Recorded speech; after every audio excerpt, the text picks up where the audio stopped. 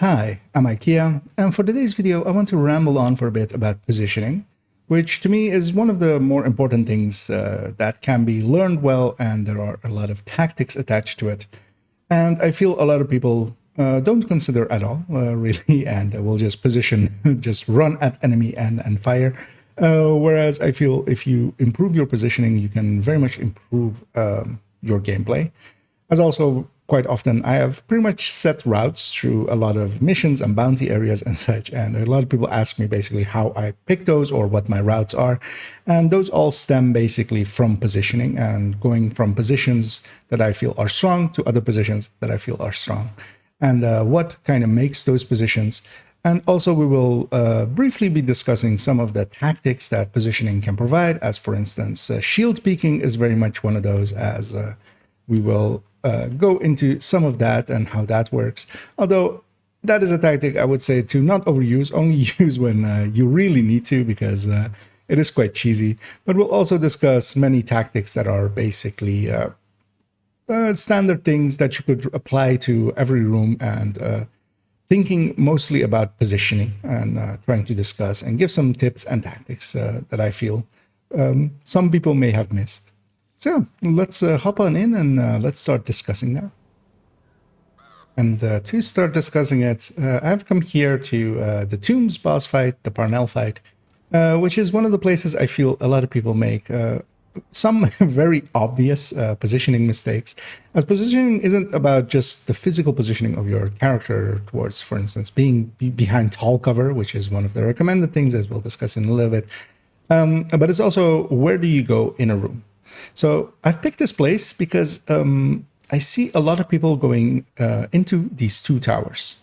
And these two towers, to me, from the first moment of seeing them and seeing where enemies were spawning, are very much traps. I feel these are horrible places, but a lot of people go in here thinking that because they have a little bit of a raised position, which is very much recommended to always have height advantage over enemy. If I can have I usually say the line of, if I can have height advantage, I will take height advantage. But here there is no place to really take height advantage and not be at a disadvantage. And the disadvantage at this position is yes, you are above everything and you can shoot at everything. What it also means is that everything can shoot at you, and stuff spawns from all around. There is a sniper boss in those upper areas as well. So basically, people that go in here quite often I find, because they also spawn from back there, they also spawn from there, and they can just spawn there, run up here, and quickly decimate you and take you to your health gate and then kill you. And what it also has is that it does not have a fallback position, because the only real place you can fall back to is this turret. But even in this turret, you're kind of exposed to several of the boss spawns here. And this place, to me, has, from the first time that I've seen it, I went towards it, and then I saw where enemies were spawning and quickly left it, because you don't have really a good place to go from it. If a grenade lands in there, you're basically screwed. Same from the left side, and even worse so, because they spawn up there even. So they spawn down there, they spawn over there in the hole in the gate there. That makes it so that those two towers, whenever I see people go in them, I basically see that as an error in positioning, as they have chosen a place where they think they have actually the upper hand, but to me, they really do not. So if I say all that, where do I go? Usually I go kind of here in the middle. I will blow up this up, I will blow that up, and I will take position around here. Usually I'm Eclipse as well for these fights. So I will take positions over there, over here. And the important part for that is because then I have a fallback position to here if I need to, and then I have a secondary fallback position as well to here. And that is also very much part of positioning. Where do you fall back to once it starts going bad, once you get surrounded? Because, for instance, here they do spawn from back there. That is still an option that can happen. So even if you were to set up here, you can still easily get surrounded. If half of the wave spawns there and half of the wave spawns there, you're pretty much surrounded.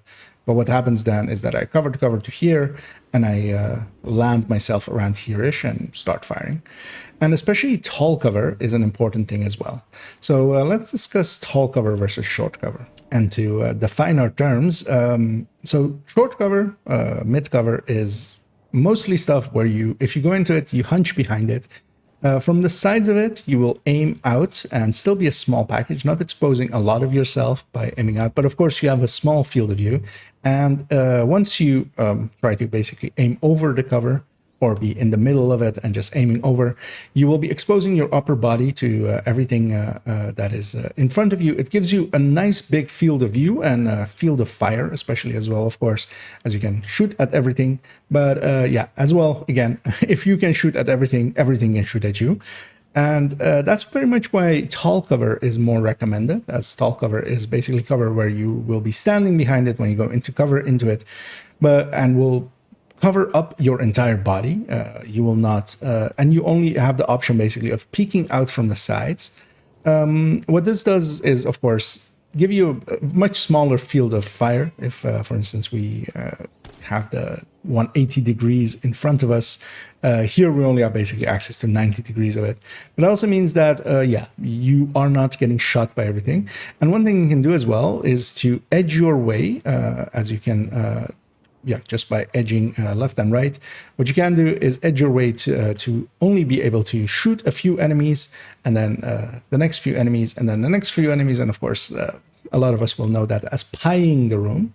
And pieing the room is basically cutting the room into pie pieces, having smaller angles that you're dealing with, making it so that you're only fighting one or maybe a few enemies at a time, and then dealing with another few enemies, and then another few enemies. And you can kind of do that as well, as most players that are a little bit more advanced will do, is usually not actually use the cover system, not actually, in my case, press space to go into cover. But what we'll do is just use that edge to just align our weapon with, basically. And if, for instance, that yellow thing is an enemy, I'll shoot that one. And then if that turret is an enemy, I'll shoot that one. And then move on and shoot that enemy, and then shoot that enemy, and then edge out my way slowly and slowly. Killing from, in this case, from right to left. If I was aiming on this side, I would be aiming, killing from left to right, making it so that I'm exposed to as few enemies at a time. And this very much is a tactic that you will very easily learn if you run glass for a little bit, because with glass especially, of course, you can't take many hits back. Your armor is a precious commodity. And even in all builds, your armor is very much a tool that you can use. You can take a few hits, you can take a few hits from enemies, and as long as you do not basically go down or die, you're doing it right.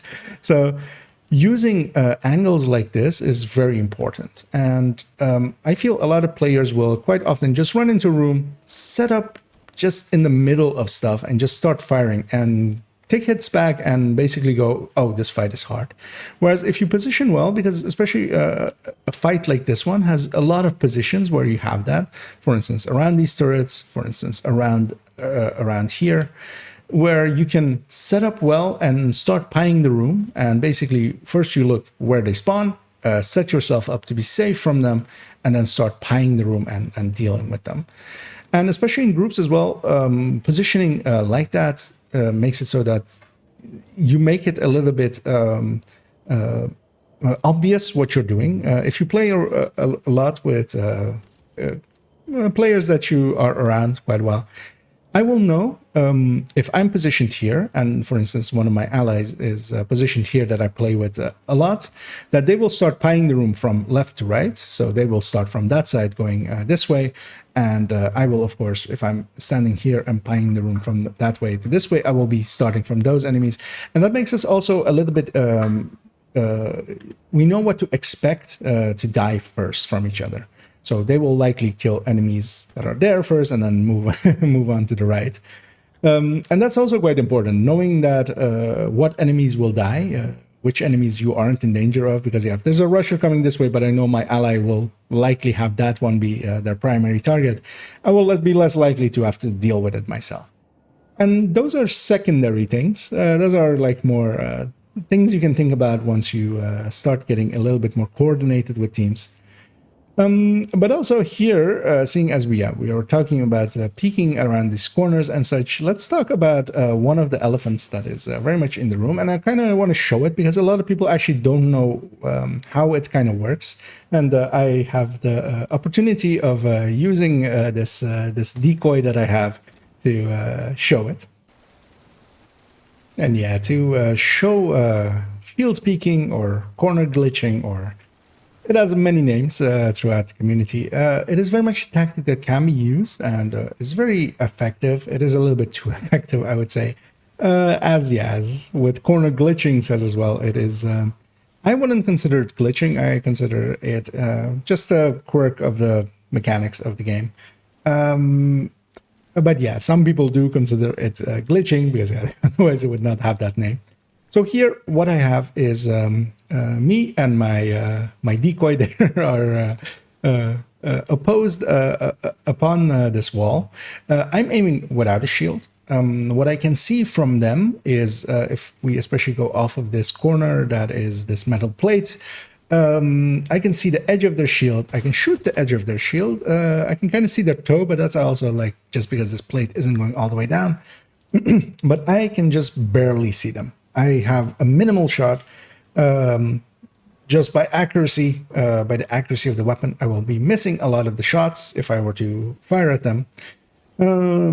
But they are in the shield, and what they are as well is if I swap us over to have them be our main view, as I'm viewing them through a remote viewing software, we can see first off with the shield alone, they actually already kind of can see us pretty well. They can't shoot us. The shots are going, when I fire, they are going directly into that corner. But when I zoom in, when I use using the scope function, we can suddenly see that the aim point kind of is more to the right. It is basically going off of the center of the screen. This is just a quirk of how positioning has been done for aiming. Because here, of course, we have parallax happening. Parallax, if you don't know it, is basically that, items within the distance, just because we are shifting the character to the left from our center point, the gun is still actually going from where the barrel physically is in the game. Well, physically is positioned in the game. And to the center point, and it is getting blocked, basically going out. But if we zoom here, we can see that the other character is very much exposed. Now, if I go back to that other character and I'm holding that's this same aim point, we can see that nothing has changed. The main character can't see the alt at all, basically. Still just that edge of the shield has a minor target for it. But if we go back to our decoy, they can very much hit headshots upon headshots. And one thing is as well, if we go back to the main account, we can see that the shots are coming from through the geometry. It's not coming. It's not coming around it. It is literally going through the geometry. But that's because just both of the client sides agree that this should be possible, which is just a weird decision upon the side of the engine, mostly likely of what Division uses and how it's set up. As I said, they could change this. They haven't. This has existed for forever. And this very much is also a tactic that you can use against enemies, because this not only really works only against players, this also works against enemies. So if I bring them in side by side, we can see that the main account, is still under headshot threat, but what they can see is barely anything. And you can use this against enemies as well, as enemies especially will be shooting towards the center point of you for most of it. And by using this tactic, although you can only, of course, use it on the right side, because the shield is the important part here. Because if I actually just do the same on the main account, although actually I need to remember what the scope in is. Our scope in doesn't help at all. It even actually makes it worse as we're going to the scope.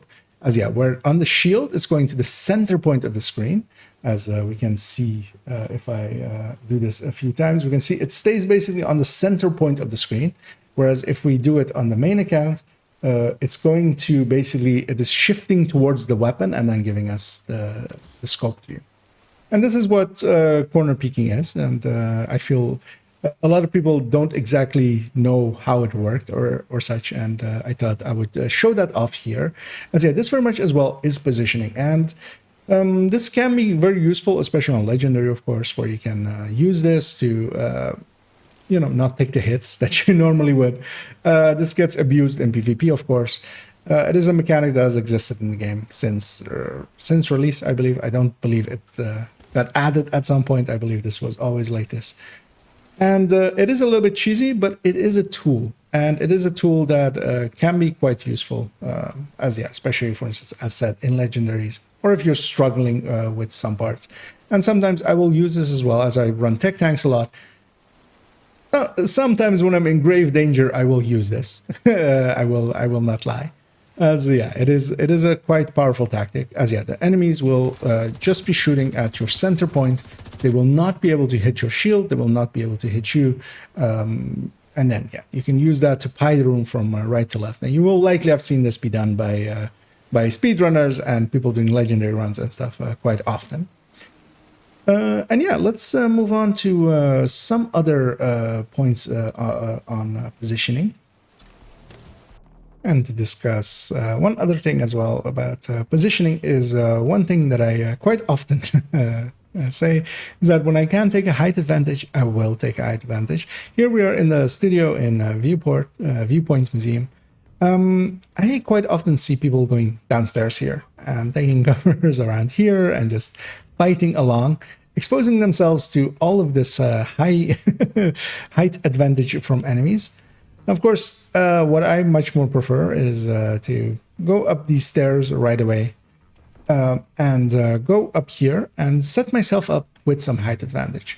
Now, in the Parnell fight, for instance, we didn't take height advantage. We went exact opposite because one thing that also kind of is required is kind of to know where things spawn. You can't know that starting out. You will learn that over time. But for instance, here I know that they spawn mostly over there for the first waves. A bunch of stuff will be down here. They can spawn up there. They can spawn down there. They can spawn over there, and they can spawn down by that door. For the most part. For instance, this door can also spawn stuff, but it's exceptionally rare for it to spawn stuff. Meaning that an area up here, like this, is actually decently good, and actually my preferred place to go. It gives me a height advantage, where with the Parnell, just because the things were spawning behind us, so for instance, if this door were to spawn enemies, I wouldn't sit here. Or for instance, also the reason why I don't sit back there is because, yeah, that door back there can spawn enemies. But that's kind of things that you kind of learn over time. And also you can, what I usually do, although I do it subconsciously at this point, basically, is when I come in, is I will assess an area, go like, okay, where do I set up? And especially a part of it as well, as I said with the start, is does it have some good fallback positions? Now, for instance, here, I usually go sit over here. I can shoot everything coming up these stairs, especially even if something comes up these stairs, I can blind fire them. Blind firing is actually very strong.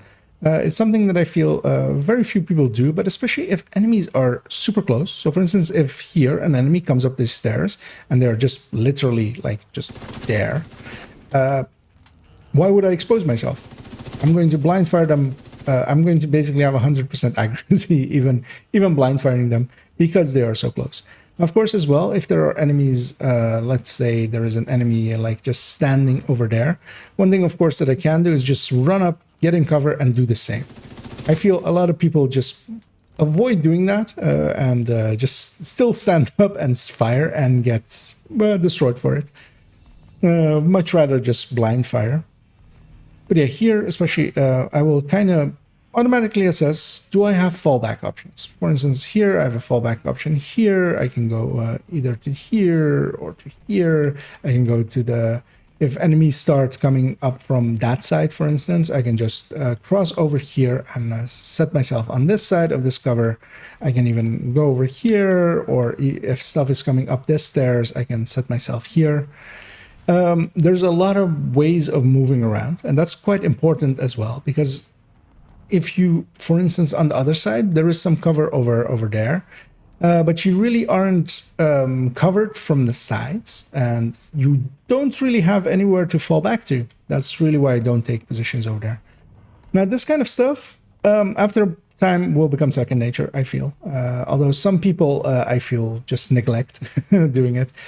But even more so than that is, over time, for some of the rooms, especially rooms where I feel like that fight might have been a struggle, especially with weaker teams, with just weekend matchmaking, you know, making stuff harder. Sometimes I will assess a room. I will go and say, okay, I took position here. Is this the best I can do? Is there anywhere else I could go? Could I go downstairs? Well, downstairs isn't really a good idea. Can I set up here? Usually after the first wave, nothing spawns from these doors uninvaded. Here, as we are uninvaded. Of course, in normal version, they will spawn later on after we interact with the laptop. They will spawn up here quite often. But here, for instance, the thing as well with positioning is I don't want to move around way too much. I want to basically take a position if I can and not move up or move around much often. And here I'm so far back. If enemies are down there where the newscaster areas, they are outside of my optimal range, very much so. So positioning as well becomes about where can I place myself and not move around too much, which is my playstyle. I usually take a position. I will move around to avoid grenades and stuff, but I won't really keep moving around. That does two things. Firstly, that will let me keep my fire rate up, as when you're moving, you're not firing quite often. And if you have to move up several times, you will lose a little bit of damage output. And also what that also does in groups, especially as I said before as well with pieing, it makes me predictable to my allies as well, especially because if they know that I'm up here and I'm setting myself up and firing from here, they will kind of, after a while, you will kind of get a feeling of like what a position can shoot, and then it becomes a thing of like, okay, my allies can shoot that, but they likely won't be able to shoot. For instance, if they know I'm up here, they will know that I can't shoot enemies downstairs, down there. So it might be a good position for them to set themselves up to be able to shoot there. Now, the only real positions they can take to shoot down there is up there or downstairs. But that might be worth doing if there are multiple people in a group taking positions. And yeah, to actually discuss that a little bit, let's take it up to the boss room here and I'll clear it and then we'll discuss some positioning there. And the last thing I kind of want to discuss about positioning as well is how group play dictates positioning for me. Usually it really depends on the groups as well and how somewhat coordinated we are, how strong we are. That will dictate my positioning. If the group is weak, I will likely take positions a little bit more farther back, making it so that I can ensure my own survival, especially because I know that if I can be sure that I survive, so for instance, I would take cover a little bit further back in positions where I know, again, have fallback positions and such. But I wouldn't push up way too hard, because if I know that my team isn't killing too fast, then yeah, it's better off for me to be a little bit further back, to play it a little bit safe. In a strong team, or if I'm with a good Eclipse, or if I am in a good Eclipse, then very much it becomes a lot more aggressive. You can be a lot more aggressive, you can be much more in enemies' faces. And for instance, one of the reasons I picked this room as well, it has very much two routes going in, as yeah, there's the outside and there's the inside. And very much if I see several of my allies going outside, I will take the inside route, setting myself up to flank basically, or if I hold them down, that my allies flank them. And that very much as well is part of positioning, I feel, is setting yourself up to, as I've said in some build showcases, to create second lines of fire. So for instance, if my allies are all going out around the outside, which quite often happens, as a lot of people don't notice that on the invaded version, you can just run up here in the middle. If they're all going in there, the first wave spawns out there. I will likely go all the way over here and deal with whatever they can't hit or they have suppressed, because that also quite often happens by three allies shooting at the enemies and will suppress all of the enemies here. Now, those kinds of things are also quite important, kind of keeping an eye on your allies. That's kind of also the reason why I quite often do not like the Fog of War directive being on, as more so than it removing the enemies direction from the map. It also removes my allies' positions from the map. And I quite rely on that as well, as if I were to be in cover, I will glance up at the minimap to see where my allies are in relation to me. That will usually give me a lot of information as well to how I want to proceed with the fight. And that's the thing with positioning. It's an always evolving thing, and very much I think if I were to go back and look at the positions I took in year one, for instance, or maybe in the start of Warlords of New York with similar gear setups and stuff, they would be completely different than positions I take now, and they will likely change as well as play style and such always evolves over time. Because yeah, the using, for instance, nowadays more tall cover for me has become ingrained in me, as I very much want to always be able to pie rooms and expose myself to as few enemies as possible, having played glass quite extensively through some of my playtime. And that especially will teach you kind of those kinds of things of not exposing yourself to way too many enemies.